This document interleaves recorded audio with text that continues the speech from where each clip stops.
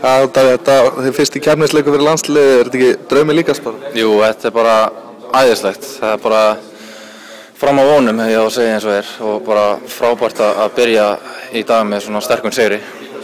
Kom það þér óvart að vera í byrjunarliðinu í dag? Nei, svo sem ekki. Mér finnst ég persónulega búinn að standa mig vel og það kemur henni ekki óvart að einhver annar í staðinn. Þetta það sterkur hópur og flott lið. Og hvernig var tilfinningin að skora á Laugardalsvellinum? Það var frábært. Þetta minn fyrsti keppnisleikur fyrir landslið og að skora í sinni fyrsta keppnisleik náttúrulega bara engum orðum lýst, sko. Komið tilgefnir eitthvað óvart slakari eða betri en þú hélst? Já, kannski eilítið. Við kannski byggumst eilítið meira að þeim en við vorum búin að plana allt svakalega vel fyrir leikinn, búin að fara yfir taktík og hvernig á að loka og svona og það gekk mjög vel.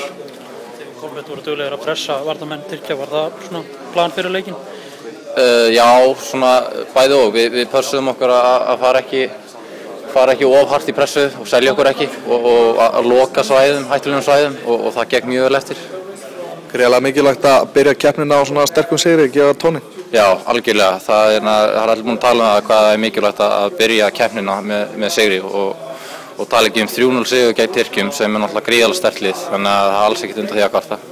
Svo er auðvitað eins liðið komið í umspil, það er náttúrulega spennandi líka, en hefur þú á að taka þátt í því? Já, það er að sjálfsögðu. Þessi U21 hópur er frábær, algjörir fagmenn og þannig að þessi dag gerist bara betri ef maður heyrir þessar fregnir.